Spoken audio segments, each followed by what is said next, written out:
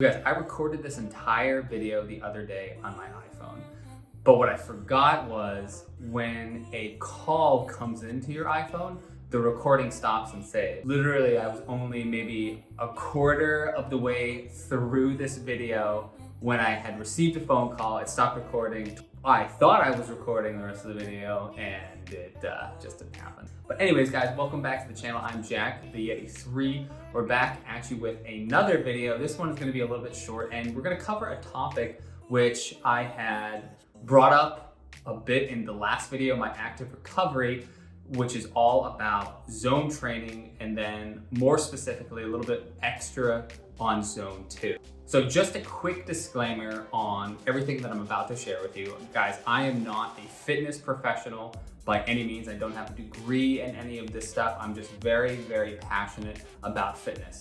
And being passionate, I have done quite a bit of research and talked to actual fitness professionals.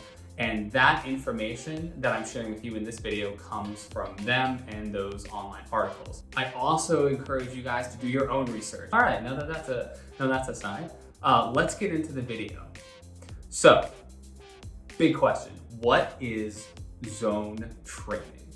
Zone training is also known as heart rate training. And so zone training, big surprise, has to do with your heart. Specifically, it has to do with how intensely your heart is beating during exercise. There are many different formats for zone training, but the one that I use, I think, is probably the most common. And if you guys look this up, you'll probably see this a lot out there. But it's the 5 zone training. I actually don't even know if it's like that's the specific name, but for this zone training, they use 5 different zones to measure your heart rate. So each zone represents a certain percentage of your max heart rate. With 1 being the lowest and 5 being the highest, then it makes sense that the harder that you work, the higher the zone your heart rate would be. Now, to get your target heart rate for each zone, you actually have to start with calculating what your max heart rate is. Now, there's different ways you can calculate this, and there are far more precise measures to calculate this than what I'm about to get you. But again, this method is kind of tried and true, and it gives you an accurate number. And the way to calculate that is by taking the number 220 and subtracting your age from it. So for example, at the current time of recording this video, I'm 29. So 220 minus 29 gives me a maximum heart rate of 191 beats per minute. Or in other words, at my most intense workout, my maximum heart rate should be 191 beats per minute. Once you have your heart rate, you can calculate your different heart rate zones using the following percentages. Zone 1 is 50 to 60%, zone 2 is 60 to 70%, zone 3 is 70 to 80%, zone 4 is 80 to 90, zone 5 is 90 to 100% of your maximum heart rate. So now you're probably thinking, well, hey, I've got my different heart rate zones, I've got my maximum heart rate, but to be the best athlete I can be, I probably want to train my maximum heart rate all the time. Just pedal to the metal, let's floor it. To be the best, I just gotta go to the highest zone and I just gotta go.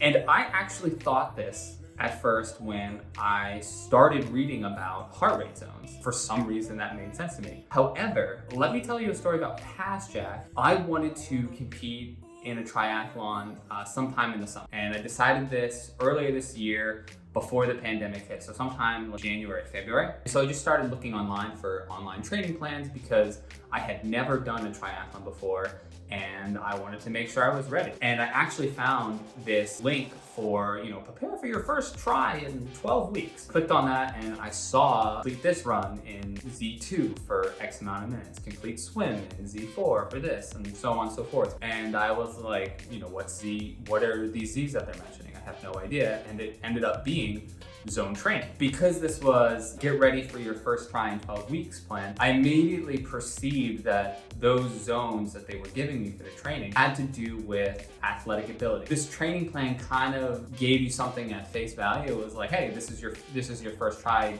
We don't know your athletic ability. Here's something that you can do. So I just assumed that the lower the zone, the lower your athletic ability. Not knowing anybody's athletic ability coming into this, it made sense. They started with low zones at the beginning of the training plan and maybe that they would progress on to higher zones. a couple mistakes on my part because I didn't read thoroughly the whole way through the training, but also just having very little knowledge about what zone training was. The other thing that reinforced my misperception was training in the lower zones feels extremely easy and like deceivingly easy. Like, are you sure? Like, I don't feel like I'm working out anything. And so then I just decided, I was like, you know what? My athletic ability is clearly higher than this. I have to train always in the higher zones.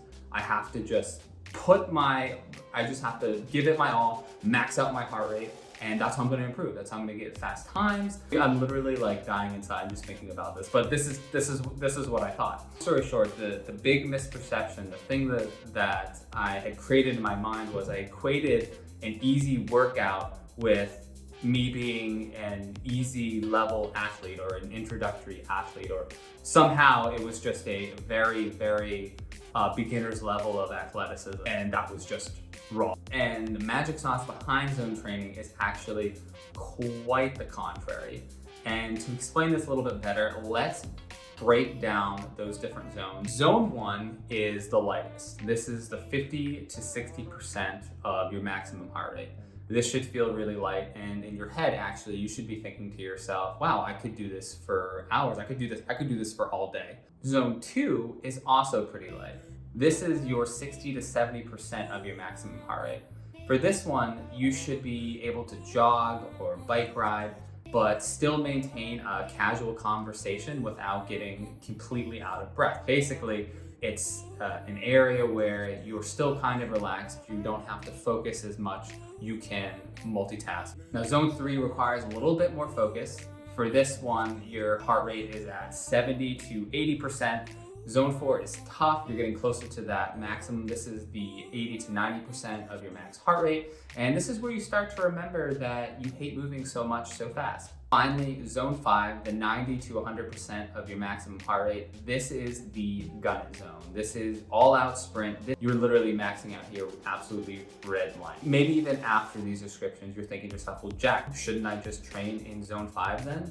Because the longer I train in that maximum zone, maybe I can go farther distances faster over time, right? So maybe. And I thought the same thing. Recently, one of the things I learned was that about 80% of your time training should be done in zone 2, which leaves 20% in that zone 3, 4, and 5 area, which blew my mind, again, because I was thinking like, I want to be able to max out, blah, blah, blah, blah. I'm gonna post a bunch of links in the description below, but for the purposes of this video, I'm gonna talk about the primary benefits of zone 2 training in the most basic of terms. If you wanna click those links and you wanna learn more about it and some of the biology and physiology, I strongly suggest that you click those and go find out that extra information because it's actually really cool. The biggest benefit to training in zone 2 that I found was establishing your aerobic base without smashing your skeletal and muscular systems. Now, that's basically just a fancy way of saying that you can train your endurance and improve your endurance as an endurance athlete or just in general without absolutely destroying your body. You definitely don't want to destroy it, because if you destroy it, that kind of hurts your training time. Another important benefit of training in zone 2 is fat burn. That's right. You got a fat tire you're trying to burn like this old boy right here. But seriously, activity sustained in this heart rate zone burns fat as a fuel source versus carbs. And training in this zone over time increases your body's efficiency to use fat as a fuel source. The final benefit I wanted to highlight was training in zone 2 allows you to focus on your biomechanics. So this is your body position, your awareness of your breathing, overall form, different things like that. So being able to correct and train properly in zone 2 allows you to establish those habits that'll carry over into the harder zones when you can't focus on them. So this sounds pretty baller, right? Almost too good to be true, and it's kind of amazing. It's something that I've gone back and forth for the past 2 months, but it's funny, the more that my mind kind of wants to reject this stuff, there's another video or there's another article that comes out about the benefits of zone 2.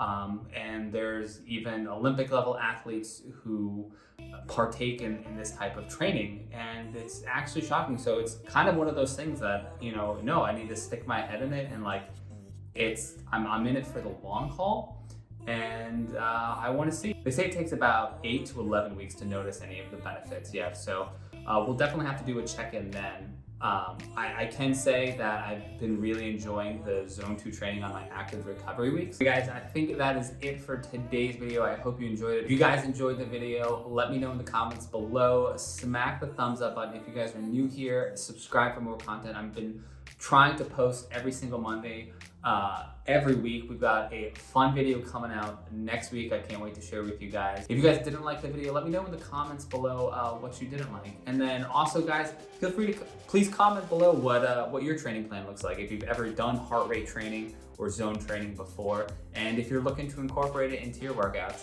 And until then, I will see you in the next video. Bye, everybody.